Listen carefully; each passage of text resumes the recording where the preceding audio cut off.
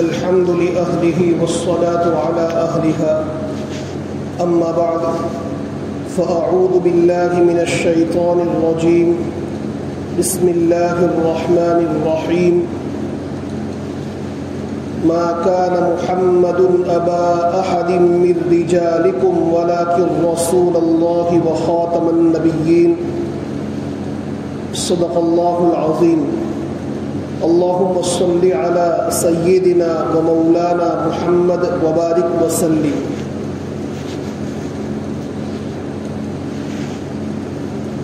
گزشتہ ہفتے اللہ کے نبی صلی اللہ تعالی علیہ وسلم نے اپنی مختلف عورتوں سے جو نکاح کیے تو اس کی وجوہات ذکر کی تھی اور بتلایا تھا کہ حضرات محدثین نے اپنی کتابوں کے اندر یہ بات لکھی ہے کہ جناب نبی کریم سرور دو عالم صلی اللہ تعالی علیہ وسلم نے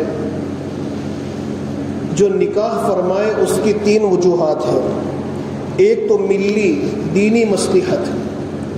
نمبر 2 سیاسی اور ملکی مصلحت، اور نمبر 3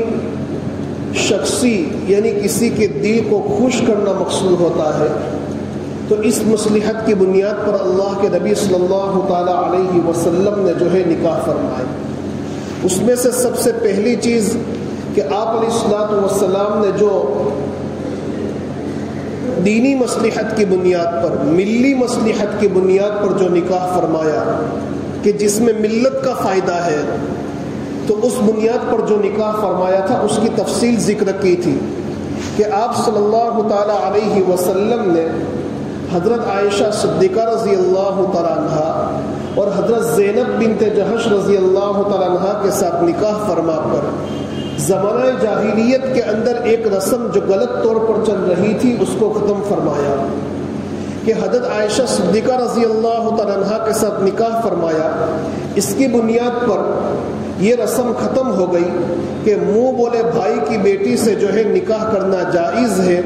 اس لیے کہ حضرت ابوبکر صدیق رضی اللہ تعالیٰ عنہ اللہ کے نبی کے دینی اور منہ بولے بھائی ہے، سگے بھائی نہیں ہے. تو منہ بولے بھائی کی بیٹی سے نکاح کرنا یہ جو ہے شرعاً گناہ نہیں ہے. اور حضرت زینب بنت جحش رضی اللہ تعالیٰ عنہ کے ساتھ نکاح کر کے آپ علیہ الصلوۃ والسلام نے لے پالک کی بیوی کے ساتھ نکاح کو جائز قرار رکھا اور اس بات کو ختم کر دیا کہ لوگوں کے دل و دماغ میں یہ بات تھی اہل عرب کے یہاں کہ لے پالک کی بیٹی جو ہے یہ حقیقی بیٹے کی بیوی کی طرح ہے.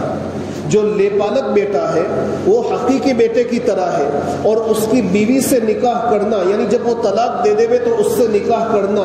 گویا اپنے حقیقی بیٹے کی بیوی سے جو ہے اس کی طلاق کے بعد نکاح کرنا ہے. تو اس مسئلے کو آپ صلی اللہ تعالی علیہ وسلم نے ختم فرما دیا. اب اس کے بعد جو ہے دوسرے نمبر پر ہے ملکی اور سیاسی مصلحت. دیکھیے آپ صلی اللہ تعالی علیہ وسلم نے کچھ نکاح جو ہے یہ سیاسی اور ملکی مصلحت کی بنیاد پر کیے. ملک کے اعتبار سے دیکھیے اس سے پہلے ایک بات یہ سمجھیے کہ آپ صلی اللہ تعالی علیہ وسلم جہاں اللہ تبارک و تعالیٰ کے پیغمبر ہیں، اللہ تبارک و تعالیٰ کے نبی اور رسول ہیں، تو وہیں پر آپ صلی اللہ تعالی علیہ وسلم ایک قوم کے سیاسی لیڈر ہے اور حکومت کے سربراہ ہے. دیکھیے آج کے زمانے میں جب سیاست کا لفظ بولا جاتا ہے تو دماغ میں بہت جو ہے برے خیالات آتے ہیں اور گندی باتیں جو ہے دماغ میں آتی ہے کہ آج کی سیاست تو جو ہے گندی ہے، تو سیاستیں گندی چیز ہے. نہیں، دیکھو سیاست کا مطلب یہ ہوتا ہے کہ اپنی رعایا کو اچھے جو ہے لے کر چلنا. اب اگر کوئی آدمی اپنی رعایا اور اپنے ماتحت لوگوں کو اچھے طریق پر لے کر چل رہا ہے، ان کے ساتھ انصاف کا معاملہ کر رہا ہے، ان کے حقوق کی ادائیگی کا اہتمام کر رہا ہے، تو یہ اچھی سیاست ہے. اور اس لیڈر کو اور اس سربراہ کو سب سے اچھا لیڈر سمجھا جائے گا. لیکن جو لیڈر اپنی قوم اور اپنی رعایا کے ساتھ، اپنے ماتحت کے لوگوں کے ساتھ ظلم و تشدد کا معاملہ کر رہا ہے، ان کے حقوق کو تلف کر رہا ہے، ان کو تکلیف دے رہا ہے، تو پھر اس صورت میں جو ہے کہا جائے گا کہ یہ گندی سیاست کر رہا ہے اور اس لیڈر کو اچھا نہیں کہا جائے گا. آپ صلی اللہ تعالی علیہ وسلم نے جو چونکہ آپ کی تعلیم بالکل کامل اور مکمل ہے، تو آپ صلی اللہ تعالی علیہ وسلم کی تعلیمات میں یہ بھی ہے کہ اگر کوئی آدمی سیاست کے میدان میں قدم رکھنا چاہتا ہے اور اگر کوئی آدمی کسی قوم کا لیڈر بننا چاہتا ہے تو اس کو لیڈرشپ کے فرائض کیسے انجام دینے چاہیے، سیاست کے کاموں کو کس طریقے سے انجام دینا چاہیے، آپ صلی اللہ تعالی علیہ وسلم نے اپنے عمل سے اس کو بتلایا کہ آپ صلی اللہ تعالی علیہ وسلم وہ بذات خود جو ہے یہ حکمران تھے، بلکہ حکومت کے لیڈر تھے، حکومت کے سربراہ تھے. تو آپ نے جو ہے جہاں آپ نے دینی فرائض کو انجام دیا، لوگوں کو ایک اللہ کی طرف بلایا، وہیں پر حکومت کے فرائض کو انجام دے کر ہمیں سیاست جو ہے اچھے طریق پر کرنا سکھایا، لیڈرشپ کے فرائض کو اچھے طریق پر انجام دینا سکھایا. تو آپ صلی اللہ تعالی علیہ وسلم جو ہے مطلب یہ ہے کہ آپ علیہ الصلوۃ والسلام حکومت کے جو ہے لیڈر تھے، سربراہ تھے. اور جو آدمی قوم کا لیڈر ہوتا ہے، قوم کا جو ہے سربراہ ہوتا ہے، تو ان کو بہت سارے معاملات جو ہے حکومت کے اعتبار سے سوچ کر انجام دینے پڑتے ہیں. اب دیکھیے آپ صلی اللہ تعالی علیہ وسلم جب مکہ المکرمہ سے مدینہ منورہ ہجرت کر کے تشریف لے آئے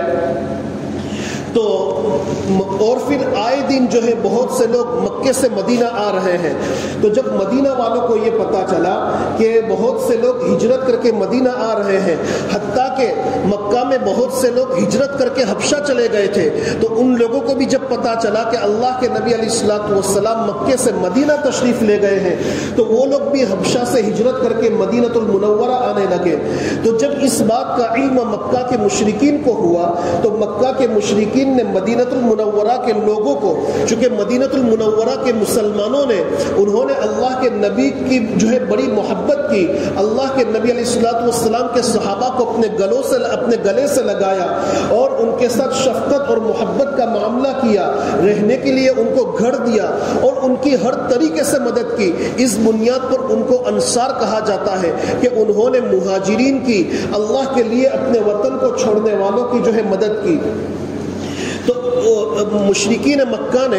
یہ انصار کو، مدینہ کے انصار کو جو ہے یہ خط لکھا کہ آپ کے یہاں ہمارے مکہ کے جو لوگ ہجرت کر کے آ رہے ہیں، چاہے حبشہ سے ہجرت کر کے آ رہے ہو، چاہے مکے سے ہجرت کر کے آ رہے ہو، ان تمام لوگوں کا آپ واپس کر دیجئے. اگر آپ واپس نہیں کریں گے تو ہم بڑا لشکر لے کر آپ پر حملہ کریں گے اور آپ کو تہس نہس کر دیں گے. جب یہ خط جو ہے اہل مدینہ کے پاس پہنچا، انصار مدینہ کے پاس پہنچا، انصار مدینہ نے اس خط کا کوئی جواب نہیں دیا. اس خط کو جو ہے غیر ضروری سمجھا، بیکار سمجھا کہ جو بیکار سی بات ہے اس کا جواب دینے کی ضرورت نہیں. اس کے ذریعے سے ہمیں ایک مسئلے کا پتہ چلتا ہے کہ اگر کوئی آدمی دین کا کام کر رہا ہو، بھلائی کا کام کر رہا ہو، قوم و ملت کا کام کر رہا ہو اور لوگ اس کو تنگ کر رہے ہو، اس پر اعتراضات کر رہے ہو، اس پر اشکالات کر رہے ہو، طرح طرح کے سوالات کر کے ان کے کاموں کو غلط ثابت کرنے یا ان کے کاموں کو، ان کے پلاننگ کو برباد کرنے کی کوشش کر رہے ہو، تو ہمیں چاہیے کہ ان کے جوابات کے پیچھے نہ پڑے. اس لیے کہ جو آدمی سوال کرتا ہے، سوال کرنے والے کی دو نیت ہوتی ہے. ایک تو نیک نیتی کے ساتھ سوال کرتا ہے کہ نیک نیتی یہ ہوتی ہے کہ اس کے دل میں جو خدشات پیدا ہوئے ہیں، جو اشکالات پیدا ہوئے ہیں وہ دور ہو جاوے تو میں اس کا ساتھ دینے والا بن جاؤں. تو اس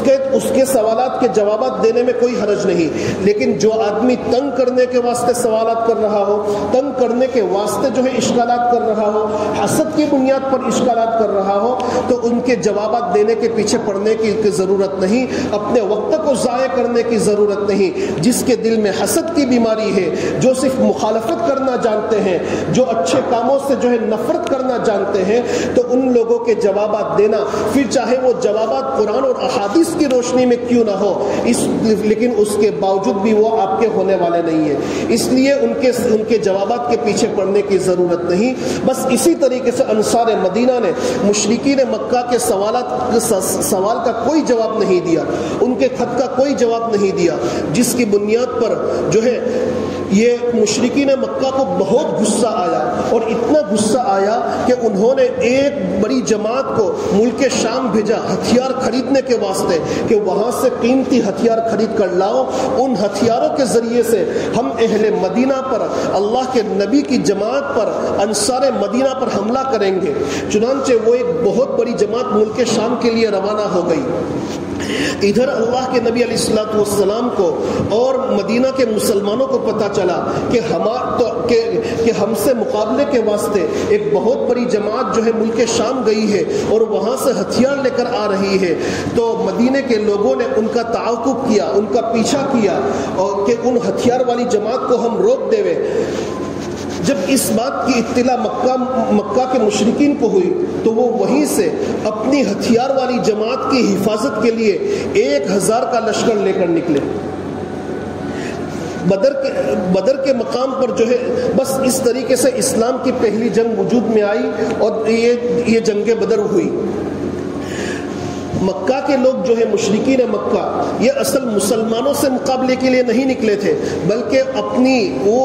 جو ہتھیار والی جو جماعت تھی، جس کو ملک شام ہتھیار لینے کے لیے بھیجا تھا، ان کی حفاظت کے لیے، ان کے بچاؤ کے لیے نکلے تھے۔ لیکن وہ جماعت تو جو ہے آسانی کے ساتھ، حفاظت کے ساتھ مکے پہنچ گئی، لیکن اس طرح دوسری طرف جو ہے مسلمانوں نے مدینہ کے ساتھ جو ہے جنگ کا واقعہ پیش آ گیا۔ میدان بدر کے قریب جو ہے یہ جنگ ہوئی، اور جس میں مسلمانوں کو اللہ نے فتح عطا فرمائی۔ حالانکہ مسلمان جو ہے بالکل نہتے تھے، کمزور تھے، ان کے پاس ساز و سامان نہیں تھے، بلکہ نہ سواریاں تھی، نہ تلواریں تھی، ٹوٹی پھوٹی تلواریں تھی، اور دوسری طرف 3 گنا زیادہ لشکر تھا 1000 کی تعداد میں، اور ان کے پاس سواریاں تھی، عمدہ قسم کے گھوڑے تھے، اور جو ہے ساتھ ہی ساتھ جو ہے یہ عمدہ قسم کے ہتھیار تھے، بڑے مضبوط لوگ تھے۔ لیکن اس کے باوجود اللہ تبارک و تعالیٰ نے اس جنگ کے اندر اللہ کے نبی علیہ الصلوۃ والسلام کی جماعت کی مدد فرمائی اور آپ کو فتح عطا فرمائی۔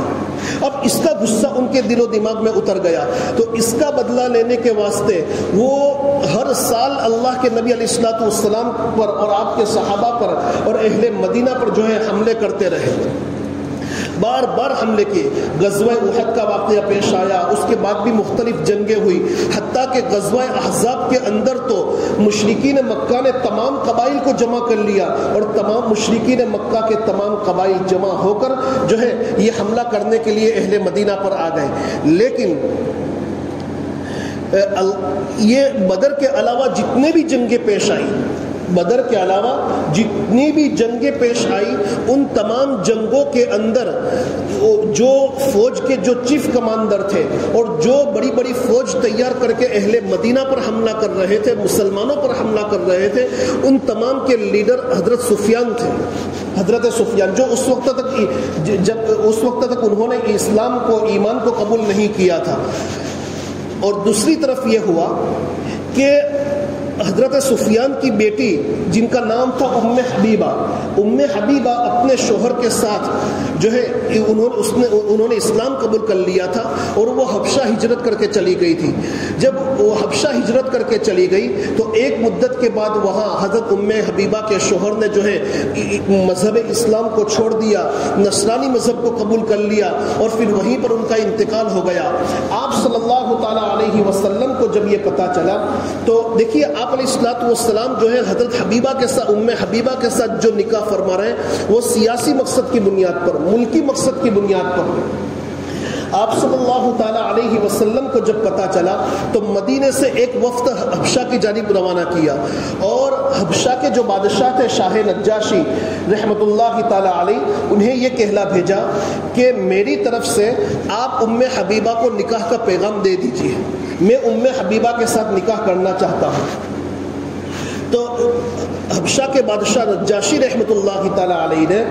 اللہ کے نبی علیہ الصلوۃ والسلام کی طرف سے منگنی بھیجی، رشتے کا جو ہے یہ رشتہ بھیجا، نکاح کا پیغام بھیجا۔ ام حبیبہ کے لیے اس سے بڑی سعادت کیا ہو سکتی تھی کہ ان کے لیے رشتہ آیا تھا امام الانبیاء کی جانب سے، بڑی سعادت مندی کی بات تھی ان کے لیے۔ انہوں نے فوراً اس رشتے کو منظور کر لیا، اس رشتے کو فوراً منظور کر لیا۔ پھر اس کے بعد اللہ کے شاہ حبشہ نجاشی کے دربار میں آپ علیہ الصلوۃ والسلام کی جانب سے شاہ حبشہ جو نجاشی تھے، بادشاہ تھے حبشہ کے، وہ وکیل بنے، اور وہاں اسی مجلس کے اندر آپ علیہ الصلوۃ والسلام کا نکاح ہوا، اور نکاح ہونے کے بعد جو ہے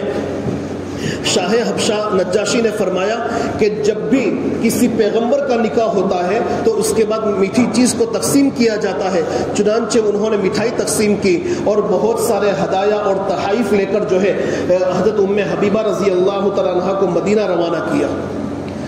اس بات کی اطلاع ابو سفیان کو پہنچی، اور ابو سفیان کے دل و دماغ کے اندر بلکہ خون کے قطرے قطرے میں اللہ کے نبی علیہ الصلوۃ والسلام کے متعلق دشمنیاں بھری ہوئی تھی، اور ابو سفیان یہ ان کے والد ہوتے تھے حضرت ام حبیبہ کے،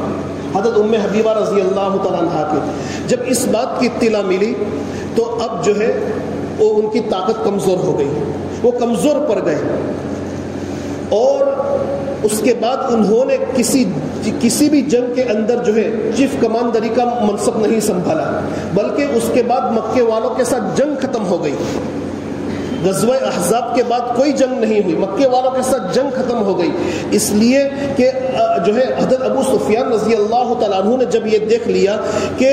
اللہ کے نبی علیہ الصلوۃ والسلام کے نکاح میں میری بیٹی آ چکی ہے، تو اب ان کی ہمت نہیں ہوئی کہ میں کیسے ان کے خلاف جو ہے ایک بڑے لشکر کو لے کر جاؤں،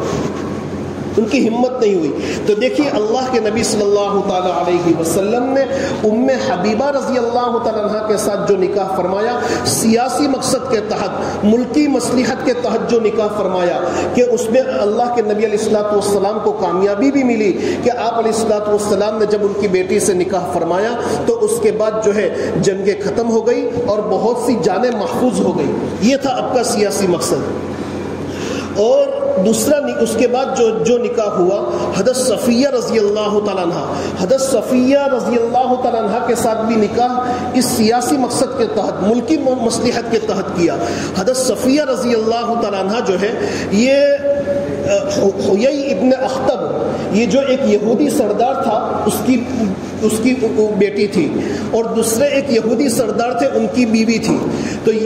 حضرت صفیہ رضی اللہ تعالیٰ عنہ ایک یہودی خاندان سے تھی، یہودی باپ کی بیٹی تھی اور یہودی شوہر کی بیوی تھی۔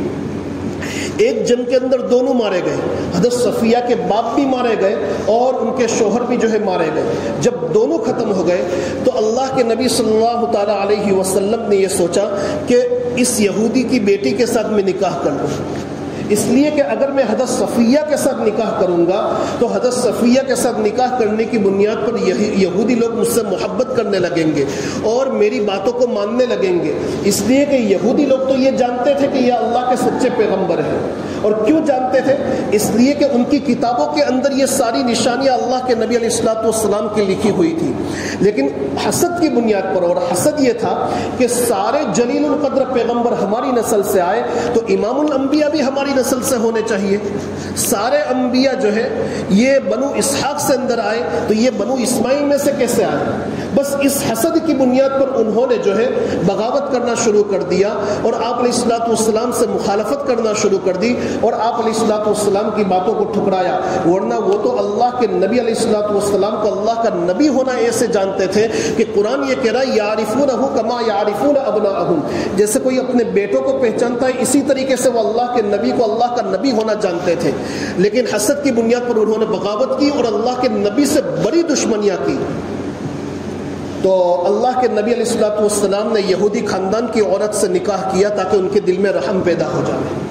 اور وہ اللہ کے نبی کی باتوں کو ماننے لگے کہ جب نبی یہودی خاندان کے جو ہے داماد بن جائیں گے تو نبی کی باتوں کو محبت سے سنیں گے اور دائرہ اسلام کے اندر داخل ہوں گے. لیکن اللہ کے نبی علیہ الصلوۃ والسلام کو اس میں کامیابی نہیں ملی.